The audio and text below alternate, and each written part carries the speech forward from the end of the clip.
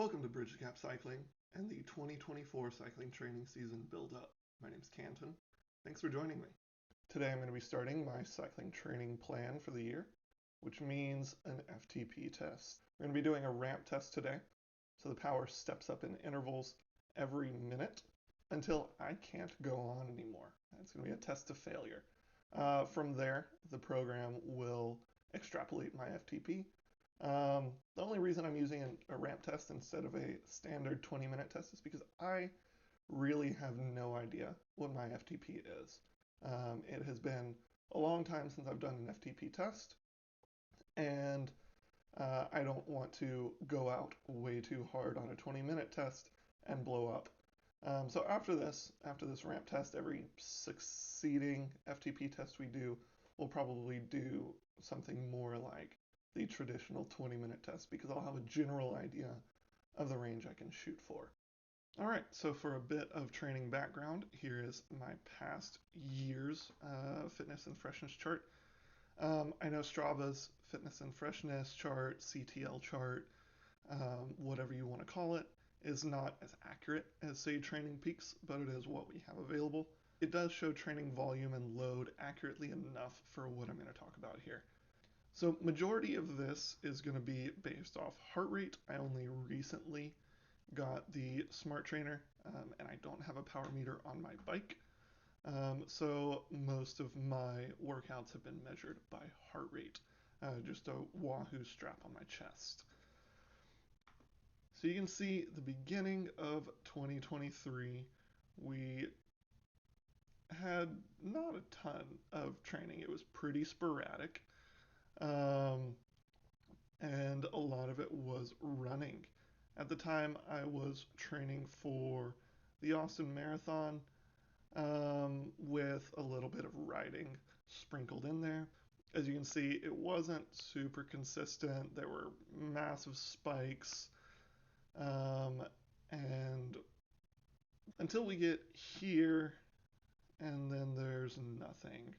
Nothing really from mid-April through mid-June. So that's like a 2-month gap, and that was a pretty stressful time for me, work-wise, and I just didn't have, I had the time, but I didn't have the mental capacity to really get stuck in on training.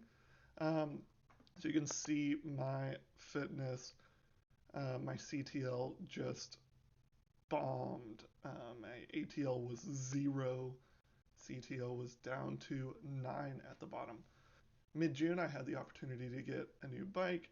I was working a new job and had a decent life balance. So training started to come up and we got pretty consistent here. Form, fitness, everything was slowly building. There were a few rides that, like this one I titled Cracked, that just kind of destroyed me, and you can see after that I took a complete week off. But other than that, from, I mean, mid-June through to now, it's been very consistent training. Around mid-September, we swapped to running training. I was training for the Dallas Half Marathon in December of this year, but still kept the bike sprinkled in there, and I even had an ultra race right here, which was a 415-mile gravel race. So you can see that's a massive training impulse, massive fatigue, and then another couple days very light and easy. That brings us to, let's see, the Dallas Half Marathon right here. That was a race. I ended up PRing my half marathon by something like 13 minutes. I ran at 1:28:55, which is a 6:47 per mile pace average. Super happy with it. And then again, right here, I had a 10K race, which I ran like a 39:30.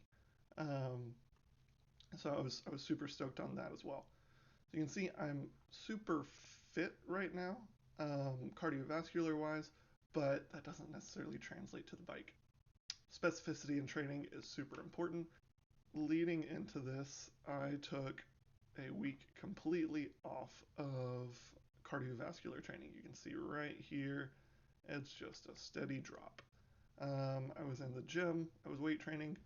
It was less of a break for my body, that is important, but more a break for my mind to make sure we came into this training block super excited to get down to it and eager to train, not burnt out from a long season of consistency. So this year for training, I'm going to be using TrainerRoad. I've used TrainerRoad in the past, but it was years ago, and we're going to see how effective their program is now. They have recently released their master's program, which obviously, hopefully obviously, I'm not a master's racer, but it does fall more in line with a polarized training plan. 2 hard days and the rest are easy days or endurance. So it fits more with modern cycling training philosophies. Over the next 6 months, I'm going to be testing out this master's plan. We're going to be using the AI FTP program that they have set up and testing it against my own to see how well it tracks. So let's go ahead and get kitted up, hop on the scale so we can see my exact power to weight ratio, and get started. So for this, I estimated my FTP to be somewhere around the 270 watt mark, which is right at 3.5 watts per kilo. It uses this estimation to decide what wattage to start the test at, and then each minute it raises that wattage level by a certain percentage. We don't really need to watch 5 minutes of warm up at 126 watts, so we can go ahead and fast forward here to the first interval. All right, so here is the first interval. It's at a pretty easy power level. The first few steps should be quite easy. And once you get past that threshold marker, whatever it is, it should get pretty tough very quickly until you get to failure.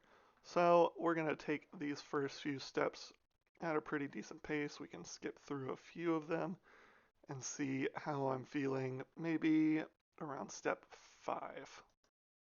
Okay, here we are finishing up step 4, getting on to step 5. We're over that 200 watt mark. My max heart rate that I've seen within the past year has been 201. So right now, based off the heart rate zones I've been using, we are deep into zone 2, getting towards the tip top of it. Zone 2 tops out for me, estimation of course, at around 152 BPM. So we're getting close to that, and now we're on step 5. As you can see, heart rate is 152 right now, so we're making the transition 154, making the transition to zone 3. We must be getting closer to threshold. This would be right under that sweet spot mark, we'd say. All right, let's go ahead and make that jump again. Starting step 9. Step 9 is where I estimated my FTP was. So it's not hard. This is a pretty sustainable power, but it is definitely getting harder. We can see my heart rate is in the 170s. To give some reference, the recent 10K I did, which was a 39:30, had me averaging about 175 BPM. That's, 40 minutes at 175, so we can keep this effort for a while. I'm going to go ahead and jump us forward a little further in the interest of time. Over 300 watts, this is where it was really getting tough. Probably getting close to the VO2 max mark. Again, these are all estimates because we don't have the established power zones, haven't taken a VO2 max test, etc. But this was tough effort. We're getting close to the max. You can see heart rate is 181 and climbing.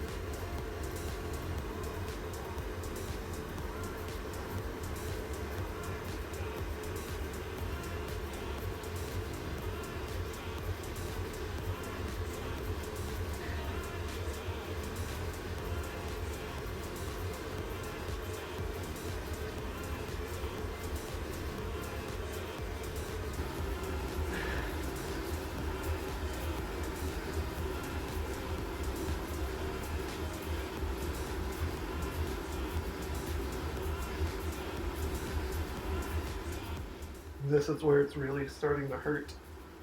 You can see we're in the 190 BPM range. You don't really ever see max heart rate in a ramp test from what I've read online, but we're getting pretty close.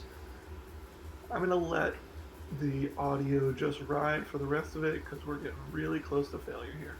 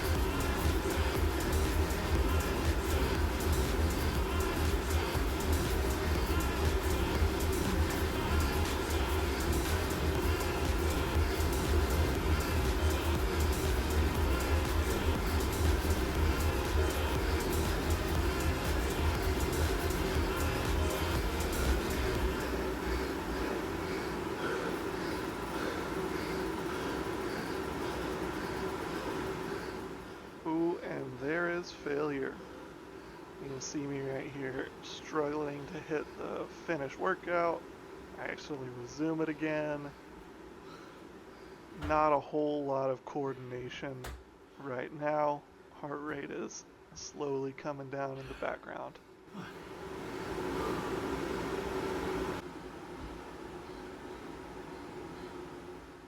Now for the big reveal comes our FTP, and look at that. 279, just a touch higher than my estimation, and a good base to start. This morning I weighed in at 171.6 pounds, which comes out to 77.84 kilos. 279 watts divided by 77.84 kilos comes out to a 3.58 watts per kilogram power to weight ratio. Not exactly the highest, but not the lowest, and like I said, it's going to be a great base to start from.